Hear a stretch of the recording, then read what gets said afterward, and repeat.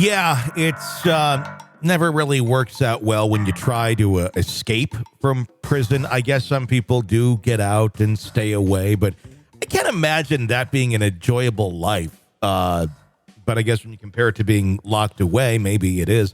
I just think I'd always be looking over my shoulder everywhere I went, more than I already do. And I think everyone was like an undercover cop, like the bag boy at the Whole Foods or something. Like, are you a cop? No, I just know how to stack your groceries like Tetris, but I'm not a cop. But this is a story of that. This one takes place. Michigan Attorney General's office announced on June 30th that a man wanted for murder charges who had managed to escape from custody had been apprehended in Lincoln County, Montana.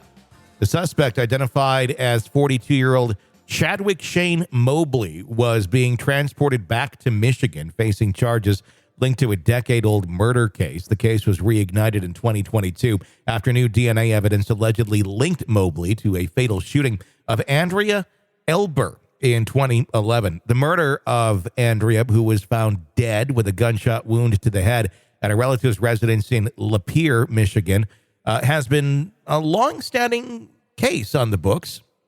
Despite the initial discovery of DNA evidence at the scene, the case went cold. The testing did not produce any results. However, investigators revisited the evidence in 2022, leading to Mobley. The charges brought against him include first-degree murder, felony murder, and felony firearm. So this saga took an unexpected turn on July 9th as Mobley was being transported back to Michigan by U.S. Marshals. At the top of the Plains Town Pump gas station in Montana, resulted in an audacious escape attempt. In a shocking lapse of security, Mobley somehow managed to free himself from his handcuffs and ankle shackles and disappeared from the area. Now, wait a second. Okay, I've seen Con Air a gazillion times. I was going to say, he should have had handcuffs on and shackles. How do you get out of that? That's what I'd love to know. I think that's a question for the U.S. Marshals who were transporting him back. Did he have them on? I guess would be my first question. I would think. I don't know any reason why they wouldn't put them on him. And do they ever take them off him, I guess would be the next question. Like for a bathroom break or something at the gas station, do you take that off and you just kind of walk him there and okay, go do your thing and come back? I don't know.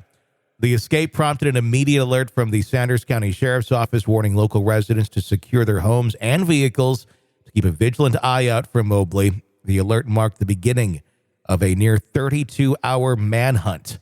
Relief arrived after on July 10th, when around at 6:08 p.m., Mobley was finally located and apprehended by the Sanders County Sheriff's Office and the Plains Police Department. Following the security lapse, officials in Sanders County announced that they would not be using a third-party service for Mobley's transport back to Michigan.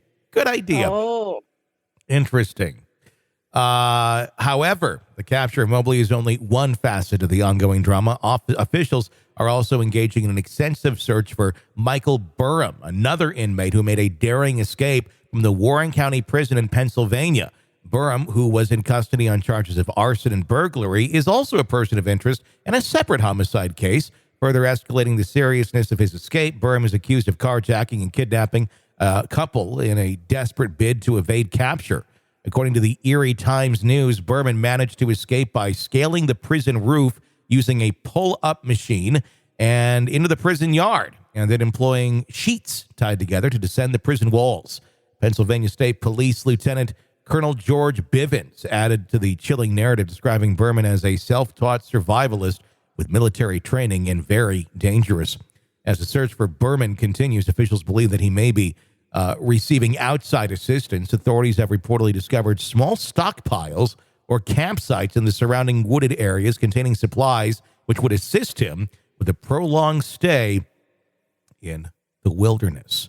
A separate yet interconnected stories of Mobley and Burham present that sobering view of the ongoing battles in the fight for justice. As authorities continue to close in on Burham, there's hopes that very soon they'll find him and then justice can be served. That would be creepy as hell to be in an area where the convict escaped. There's been many stories of that sort of thing happening, and then them sometimes going into local residents to hide out while taking the lives of local residents as they hide out. It's a scary thing to think about. It is. And this guy who is a self-taught survivalist with military training, he could be anywhere, especially if maybe he was in the Marines. Who knows what his ability is to survive. He could be living in a bunker that he built himself. Let's take a trip back in time here. Do you remember Laurencia Bambenek? It rings a bell. This was a woman who was accused of, what was her crime? She was a former police officer convicted in 1981 in the murder of her husband's ex-wife. She was housed at a prison that was about 2 miles from my house, a maximum security women's prison. My uncle was actually a guard there. And she escaped because I'll tell you what, those prison walls, if you will, or the basic fencing that was around it was a joke.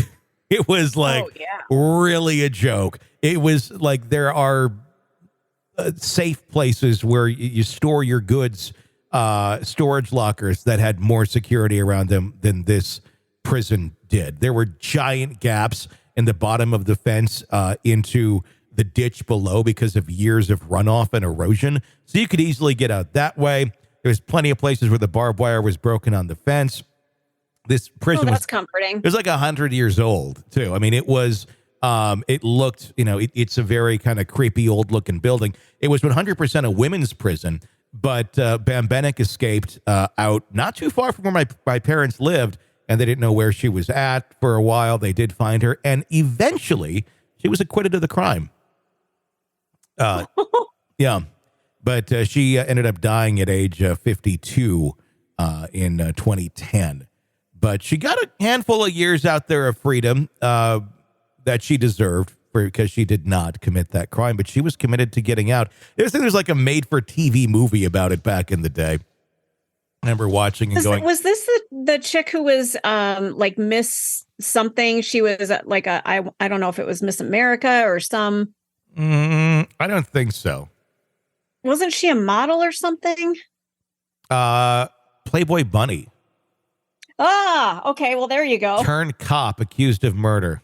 I didn't realize she was a Playboy Bunny. Well, I guess that's something that they wouldn't necessarily talk about. My parents wouldn't discuss that. Oh, gotcha. Hey. Yeah, this was a Wisconsin thing. It was Lake Geneva, if I remember correctly. Where the crime took place?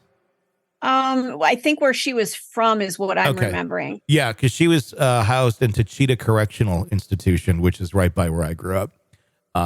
And yeah, so very interesting. I didn't know she was in Playboy. Huh. Now my morbid curiosity wants to like Google that. What are you looking at, honey? Dead woman who was accused of murder years ago who escaped from the prison near my parents' house. That's why there's boobs on the screen. That's why there's boobs on the screen. Oh, yeah. Woman on the Run, starring Tatum O'Neal. Oh, that was the made-for-TV movie? Yes, it was. There you go. Good memory. Well, Calendar Girl, Cop Killer. Interesting. There you go. That's the so she would have been in it like in the 70s, I'm guessing. That's what it sounds like, yeah. Would have been, yeah. How interesting. Well, there you go. People on the run, one caught, one not. We'll keep our eye, and hopefully the next one also ends up caught.